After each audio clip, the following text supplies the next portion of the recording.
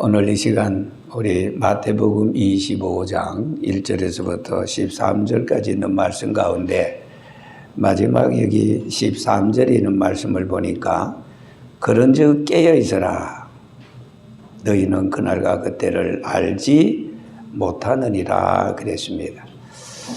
오늘 이 시간 말씀의 제목을 깨어 있으라, 그런데 앞에 그런즉 깨어 있으라 어떻기 때문에 이상의 12절까지의 이런 말씀을 주님께서 우리에게 주시면서 그런즉 깨어 있으라 이렇게 말씀하고 계십니다. 예수님께서는 팔레스틴에서 흔히 볼 수 있는 사건들을 이처럼 비유로 말씀하고 계십니다. 이스라엘에서 결혼은 대단한 경사였습니다. 결혼식의 피로연은 적어도 한 일주일간 계속되었습니다. 신랑이 신부를 데려오기 위해 신부 집으로 갈 때 신부의 친구들이 신랑을 맞이합니다. 그러므로 본문에 나오는 10처녀는 바로 신랑을 맞이하는 신부의 친구들이라 그렇게 말씀드릴 수 있습니다. 이 결혼식의 특징이 있습니다. 그것은 신부 측이 방심한 틈을 타서 행하는 것인데, 따라서 신랑이 예기치 않는 때 들이닥침으로 말미암아 신부 측은 언제라도 신랑을 맞이할 수 있는 그런 만반의 태세를 갖추어야 한다, 그런 말씀입니다. 예수님은 신랑과 같고, 그리고 교회는 정혼한 처녀와 같다고 하는 말씀이 있습니다. 이렇게 말씀하신 이유는 교회가 예수님에게 대하여 정절을 지켜야 한다는 것이고, 두 번째는 예수님의 재림은 교회의 유일하신 소망이라는 말씀이고, 그리고 세 번째는 예수님이 재림한 후에는 교회가 예수님으로 더불어 영원히 동거하기 때문입니다. 그래서 고린도후서 11장 2절에서 3절까지 있는 말씀을 보면은 내가 하나님의 열심으로 너희를 위하여 열심을 내노니 내가 너희를 정결한 처녀로 한 남편인 그리스도께 드리려고 중매함이로다. 그러나 나는 뱀이 그 강교로 하와를 미혹한 것 같이 너희 마음이 그리스도를 향하는 진실함과 깨끗함에서 떠나 혹이 부패할까 두려워한다. 바울은 이렇게 말했습니다. 자, 오늘 본문에 미련한 5 처녀들은 3절에 나옵니다. 등을 가졌어요. 그런데 기름을 가지지 못했어요. 이 10처녀의 비유에서 미련한 처녀들 먼저 나옵니다. 그러나 슬기 있는 5 처녀들은 등에 기름을 담아 등과 함께 가져갔어요. 기름을 준비하지 못한 미련한 5 처녀. 이 미련하던 것은 게으르다, 분수를 못 지킨다. 슬기 있는 5 처녀들은 기름을 가졌어요. 슬기 있는 5 처녀는 지혜로운 자다, 부지런한 사람이다. 자, 여기서 중요한 것은 바로 기름이 아니겠습니까? 이사야 61장 1절에서 3절 말씀에 기름은 성령을 상징하고 있어요. 주 여호와의 신이 내게 임하셨으니 이는 여호와께서 내게 기름을 부으사 가난한 자에게 아름다운 소식을 전하게 하려 함이라 그랬습니다. 자, 여기 등의 목적은 뭐이겠어요? 불을 밝히는 것이 아니겠어요? 어둠을 밝히는 것이 아니겠습니까? 밝은 햇빛이 있는 낮에는 무용시물일 것입니다. 어둠이 덮인 캄캄한 밤에 필요한 것이 바로 등이 아니겠습니까? 자, 그런 거로 기름 없는 등은 불을 밝힐 수가 없습니다. 불은 뜨거운 신앙, 풍성한 신앙, 견고한 신앙을 말씀하고 있습니다. 구원은 여러분 아시다시피 믿음으로 받지 않습니다. 사람이 마음으로 믿어 의에 이르고 입으로 시인하여 구원에 이른다 하였습니다. 기름이 있어야 불을 밝히듯이 성령을 받아야 믿음의 불과 같이 활활 타오르고 있습니다. 죽은 신앙이 아니라 산 신앙, 행동하는 신앙, 역사하는 신앙, 기도해서 응답을 받고 하나님과 나와의 아름다운 관계를 맺는 그런 신앙. 자, 그래서 기름이 있어야 불을 밝히듯이 성령을 받아야 믿어지는 믿음을 가질 수 있습니다. 성령을 받아야 성령 안에서 무시로 기도하게 되고, 성령을 받아야 성령이 죄에 대하여, 의에 대하여, 세상에 대하여 깨닫게 하고 가르쳐주고 설명해주고 있습니다. 요한복음 3장 1절에 있는 말씀을 보면은 어느 날 니고데모가 예수님을 찾아왔습니다. 제기하는 질문이 있습니다. 예수 선생님, 하나님으로부터 오지 않았으면 이런 표적을 할 수가 없습니다. 이런 표적이라는 것은 요한복음 2장에 가나 혼인잔치에 물을 가지고 포도주를 만든 그 기적을 말합니다. 하나님이 아니면은, 하나님으로부터 오지 아니었으면 아무라도 이런 표적이 할 수가 없습니다. 그때 예수님께서는 그 말씀에 이런 방구의 말도 하지 아니하시고 다짜고짜로 니고데모야, 사람이 거듭나지 아니하면 하나님의 나라를 볼 수가 없다. 예수님께서 니고데모에게 다시 말씀하시는 것은, 살리는 것은 영이니 육은 무익한 것이야. 육의 사람에서 영의 사람으로 누구든지 거듭나야 하는 것이야. 소위 우리에게 말하는 리제너레이션 혹은 또 본어게인, 다시 태어난다는 겁니다. 육으로 난 것은 육입니다. 어머니 뱃속에 들어가서 다시 날 수도 없지만 들어가서 다시 난다 할지라도 육으로 난 것은 육입니다. 그래서 예수님께서 니고데모에게 하시는 말씀이, 너는 이미 육으로 다시 났다. 그러나 이제는 육의 사람에서 성령의 사람으로, 성령으로 다시 나야 된다 하는 그런 말씀을 하셨습니다. 그 요한복음 3장 3절 이하에 있는 말씀을 보면은 여기에 거듭나야 한다는 말을 헬라 말로 게네테라고 말합니다. 근데 여기에 보면은 중생하지 아니하면 다시 난다, 거듭난다, 새롭게 난다, 중생하지 아니하면 하는 이 말은 강한 부정입니다. 다시 말해서 upset man, be born again. 다시 말해서 여기에 결코 거듭나지 않으면, 반드시 거듭나지 않으면, 거듭나지 않아도 되는데 거듭나면 조금 더 좋아, 그런 논리가 아닙니다. 오늘 우리가 하나님의 나라에 들어가기 위해서는 성령으로 반드시, 결코 거듭나지 아니하면 하나님의 나라에 갈 수 없으니까 반드시 거듭나야 한다는 말을 여기에 말씀하고 있습니다. 자, 기름 없는 거듭나지 않는 사람들은 형식만 갖춘, 말하자면은 외식한 신앙입니다. 그래서 우리가 잘 알다시피 마태복음 23장에 보면은 1절에서 마지막 절까지 예수님께서 신랄하게 바리새인들과 사두개인들의 외식적인 신앙을 책망하고 꾸짖었습니다. 외식하는 서기관들과 바리새인들이여, 너희가 말로는 이러쿵저러쿵 뭘 한다 하지만은 그러나 너희의 마음은 없어, 중심이 없어, 의와 인과 신은 버렸어.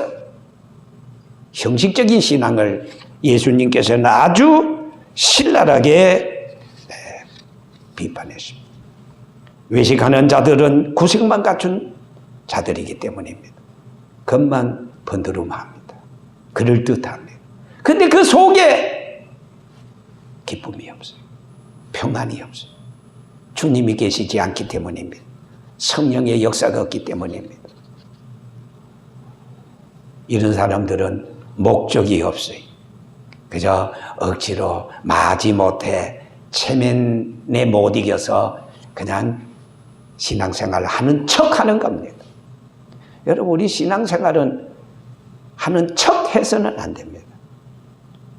그러나 성령을 받으면은 성령 안에서 성령이 나를 이끌어 주소서 내 모든 생각하는 거, 말하는 거, 행동하는 거 성령께서 지도해 주시고 가르쳐 주시고 깨닫게 주시고 인도해 주시기 때문에 성령 안에서 마음의 평강과 기쁨을 누리게 되고, 아, 예수 믿는 맛이 바로 여기로구나.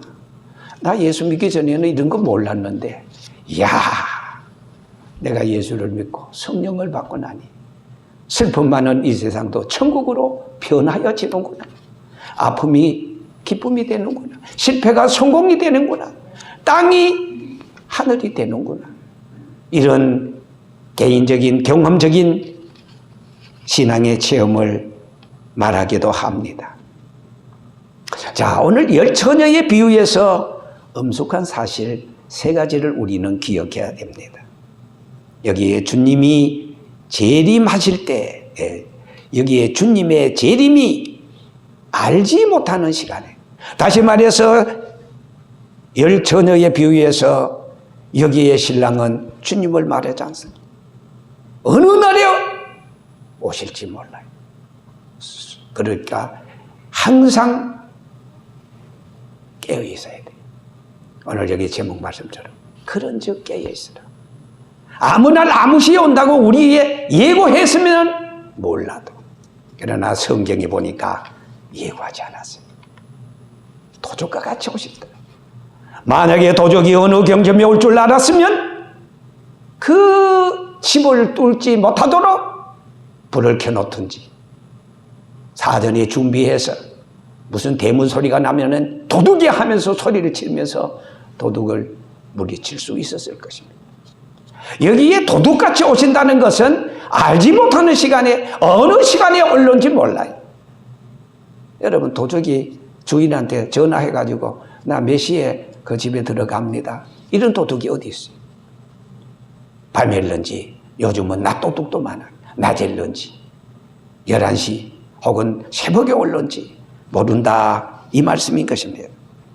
그래서 마태복음 24장 43절에 너희도 아는 바니 만일 집주인이 도적이 어느 시점에 올 줄 알았다면 깨어서 그 집을 뚫지 못하게 하였으리라. 그러므로 너희도 준비하고 있으라. 알지 못하는 시간에, 생각하지 않은 시간에 인자가 오리라 그랬어요. 예수님의 5복음 중에서 4복음은 다 이루어졌습니다. 여러분 아시다시피 성탄의 복음 2023년 전에 예수님이 이 세상에 오셨어요.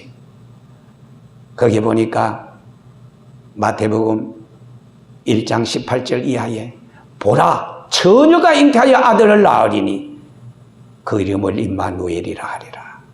보라, 처녀가 잉태하여 아들을 낳는다. 성탄의 복음에 대해서 예언을 했어요. 말씀했어요. 그 말씀대로 이루어졌어요. 두 번째는 십자가의 복음. 이 십자가의 복음도 다 이루어졌어요.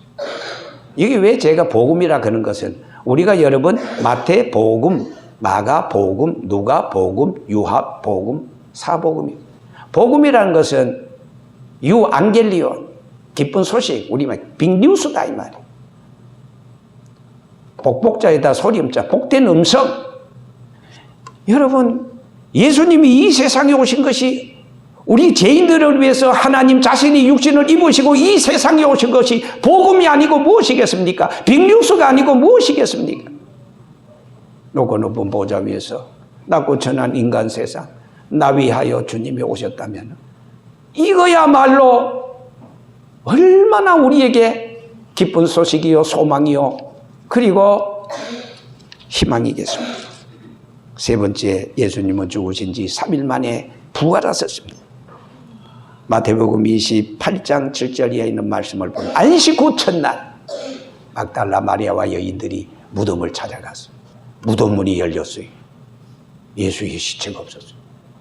발을 동동 굴리면서 야, 이거 큰일 났다. 원수들이 이 예수님의 시체를 가져갔나.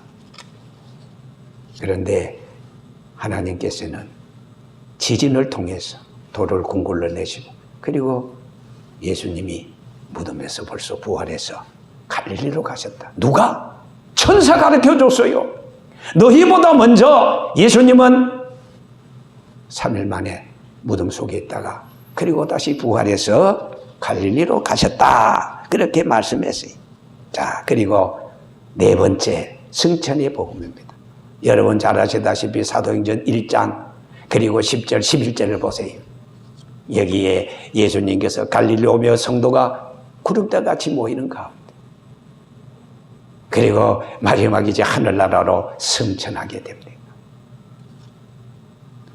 그때 그 광경을 보고 무구름이 하늘로 올라가신 예수님을 쳐다보고 있는데 천사가 이렇게 말합니다. 너희 가운데 올리우신 예수는 너희가 지금 두 눈으로 똑똑히 보고 있는 이 광경으로, 이런 모습으로 다시 오신다. 다시 재림하신다. 자, 예수님은 이 세상에 두 번 오셔야 돼요. 하나는 뭐예요? 초림의 예수님, The first coming, 그리고 재림의 복음, Second coming, 다시 오신다. 여러분, 이게 적어도요 신약 성경에 한 번 약속하신 것도 반드시 이루어졌는데, 파우레시아 헬라말로 다시 오신다, 이 재림이요 318번이나 기록해 놨어요. 놀랍지 않습니까? 한 말씀도 이루어지는데, 사도들이 예언했습니다. 다시 오신다고. 예수님 다시 오신다고 약속했어요. 천사가 말씀해 주었어요. 한 말씀도 이루어진다면 이미 네 가지 약속은 과거 완료입니다. 이루어졌어요. 그래서 바울이 고린도전서 부활 복음을 말하면서 마지막 58절에 이렇게 말합니다. 그런 거로 내 사랑하는 형제들아, 첫째 경고하라. 두 번째 흔들리지 말아라. 세 번째 주일에 더욱더 열심하는 자들이 되라. 이는 너희의 수고가 주 안에서 결코 헛되지 않은 줄을 알미라 그랬습니다. 해도 후회 없는 일은 부활하시는 예수님을 위해서 사는 겁니다. 그의 나라와 그의 의를 위해서 구하는 것입니다. 여러분, 이렇게 5복음 중에서 4복음이 다 이루어지고 마지막 한 가지 남은 복음 318번이나 기록했는데, 여러분, 이 복음이 이루어지지 않겠습니까? 반드시 이루어집니다. 성경이 말하는 오늘 이 지혜라는 것은 미래를 바라보고 준비하는, 슬기는 다섯 처녀처럼 준비하는 능력이라고 말할 수 있습니다. 히브리서 기자는 히브리 11장 7절에 노아는 아직 보지 못하는 일에 경고하심을 받아 하나님을 경외함으로 방주를 예비하여 그 집을 구원했다 하였습니다. 아모스 3장 7절에는 주 여호와께서는 주의 종 선지자들 통해서 미리 말씀해 주시고 말씀하신 것은 반드시 결코 이루지 아니함이 없다. 결코 이루어 주신다. 그렇게 말씀했습니다. 자, 노아 시대의 다른 사람들은 노아가 방주에 들어가던 날까지 사람들이 먹고 마시고 장가들고 시집가고 있으면서 홍수가 나서 저희를 다 멸하기까지 깨달지 못한다고 했어요. 깨달지 못하는 사람, 꿈이 없는 사람, There is no vision, people shall perish. 그런 사람은 망합니다. 지옥 갑니다. 준비를 못했기 때문에. 그래서 오늘 여기 본문에 기록된 말씀을 보면은 노아의 때와 같이 인자의 임한도 그러하리라. 당시 사람들을 보니까 향락주의, 쾌락주의, 물량주의, 세속주의에 꽉 찼어요. 여러분, 하나님이 분명히 방주를 예비하라고 그랬습니다. 여러분도 방주를 예비합시다. 구원받읍시다. 그때 당시 사람들은 니나 방주를 매는, 그러면서 비웃고 하나님의 말씀을 통해서 노아에게 증거했던 그 노아의 말을 듣지 않았어요. 불신했어요. 그러나 노아는 어제를 오늘처럼 오늘을 내일처럼 120년간 방주를 예비했어요. 여러분 아시다시피 방주를 준비했던 예비했던 그런 노아 8 식구는 방주로 말미암아 구원을 받게 되었어요. 8 식구가 구원을 받았어요. 그러나 그 당시에 모든 사람들은 다 멸망을 받았어요. 제가 말씀드렸어요. 하나님께서는 이 세상을 3번 심판하십니다. 하나는 노아 때 물로 심판하셨어요. 2번째는 하나님께서 소돔 고모라 성 지역적인 심판을 하셨어요. 노아 때는 지구적인 심판이었어요. 마지막 남은 심판. 제가 왜 이 말씀을 드리는 거 아닙니까? 여러분, 우리는 이제 뭐니 해도 주님 오실 날이 그렇게 멀지 않습니다. 여러 가지 징조로 말씀했어요. 무화과 나무의 비율을 배우라. 그 가지가 연나해지고 잎사귀를 열면 여름이 가까운 줄 아나니 너희도 이와 같이 이 모든 것을 보거든 인자가 가까이 곧 문 앞에, 문 앞입니다. 뜰이 아닙니다. 문만 열면 들어와요. 아주 문 앞에 이런 줄 알라. 여러 번 말씀했거든요.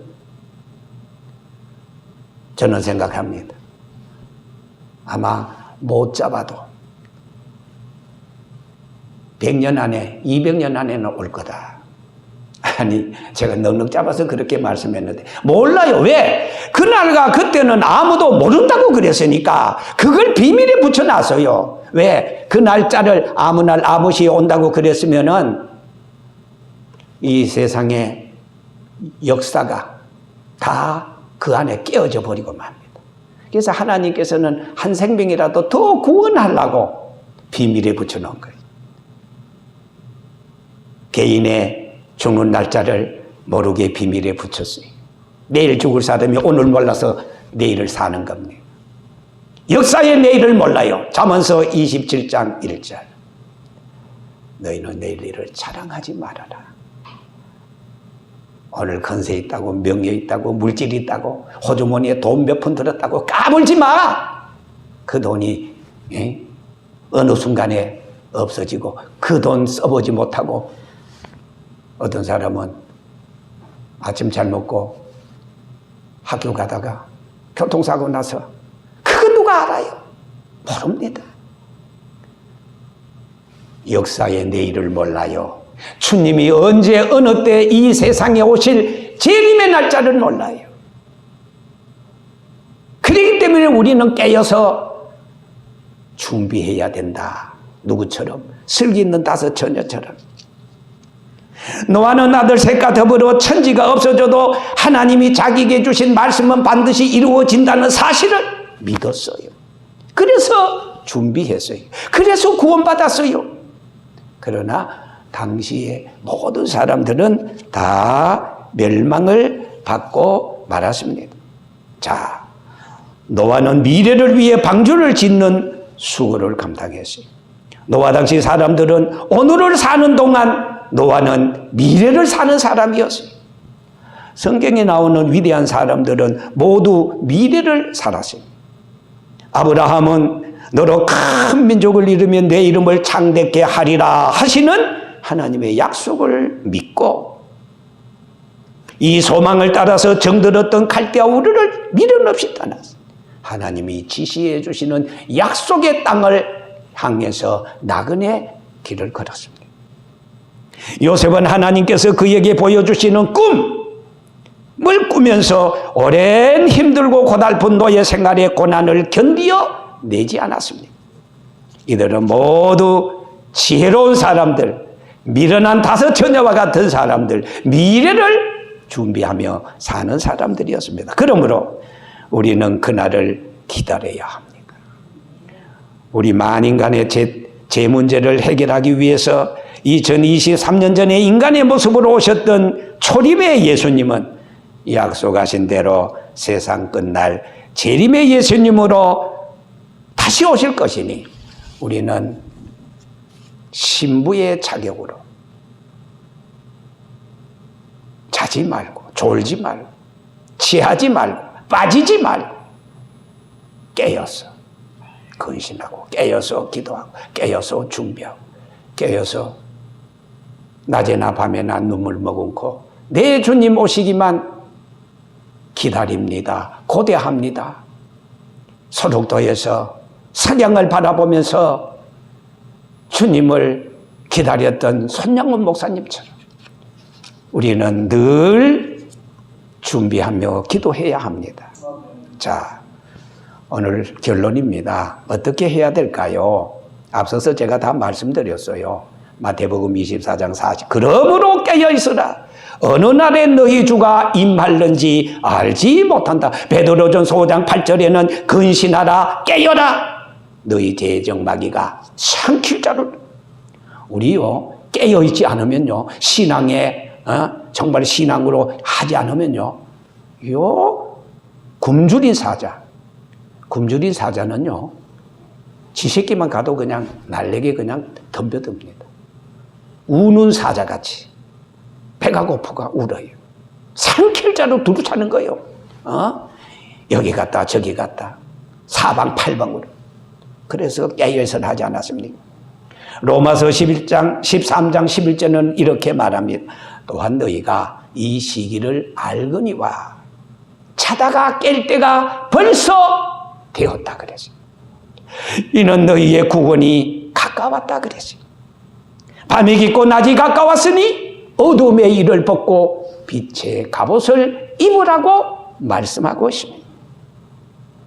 여러분, 구원이라는 것은 타인이 대신할 수 없어요. 그래서 시편서 23편 1절에서 6절까지 있는 말씀을 보면은 여호와는 나의 목자시니 내게 부족함이 없으리로다. 여기에 1절에서 6절까지 있는 말씀을 보니까 내가 나라는 이 1인칭이 14번이나 나와요. 하나님과 나와의 관계. 구원은 하나님과 나와의 1대1의 관계지 타인이 내 구원을 거두어 줄 수 없어요. 대신해 줄 수 없어요. 자기 믿어 자기 구원입니다. 남이 내 대신 밥 대신 먹어줄 수 있어요. 내가 밥 먹어야 내가 배부르지. 다른 사람이 내 대신 잠자줄 수 있어요. 내가 졸리면 내가 자야지. 내 구원만큼은 누구도 대신할 수 없어요. 대리 천국 없어요. 여러분, 구원은 도매금이 아닙니다. 구원은 언제나 하나님과 나와의 1대1의 관계입니다. 내가 그 시기 화장실 가고 싶으면 내가 가서 볼일 봐야지. 어이, 나 지금 큰일 났어. 내 대신 보고 와. 안 되잖아요. 여러분, 구원은 큰 교회, 대형 교회, 몇만 명, 몇십만 명, 구원은 도매금이 아니에요. 응? 하나님과 나와의 관계예요.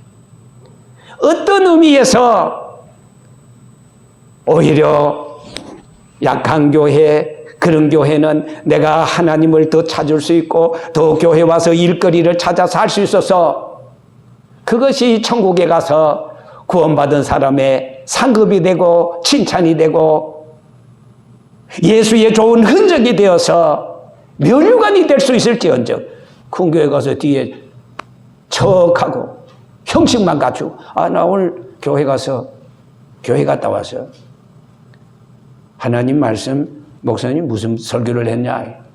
그때 내가 화장실 가서 잘 몰라. 설교 내용은 뭐니? 그때 내가 졸았어. 여러분, 우리는 하나님과 나와의 이 절박한 관계. 슬기 있는 5 처녀가 되어서 등을 준비합시다. 그리고 거기 플러스 가장 중요한 기름이 있어야 돼. 그래서 신랑 되신 예수님께서 언제 어느 날 오시더라도 아멘 주 예수여 오시옵소서 왜 이제 옵니까? 오히려 기다려지요. 그래서 신부와 같은 신부단장 잘해서 글쎄요 앞으로 10년 후에 20년 후에 30년 100년 후에 200년 후에 언제 어느 때 오실는지 몰라. 그러나 준비하면은 우리가 주님을 영접할 수 있고 그리고 우리 시대에 예수님이 오시지 않더라도 걱정할 필요 없어요. 우리는 주 안에서 잠자는 자들은 성경에 보니까 데살로니가 후서 4장 16절에 주 안에서 잠자는 자들은 먼저 일어나고, 그리고 우리 살아남아 있는 사람은 우리 살아있을 때 예수님 재림하시면 우리가 호련히 시간적으로 0.00001초 눈 깜짝할 사이 지도새도 모르게 샥 변하여서 공중에서 주를 영접하게 된다 그랬어요. 어쨌든 우리는 믿음 안에서 슬기는 5 처녀와 같이 미래를 위해서 사는, 준비하는, 기름을 준비하는 성령 안에서 하나님 앞에 성도로서 자녀로서 이런 복된 삶을 살으실 수 있는 오늘 저와 여러분들 되시기를 주의 이름으로 축원합니다.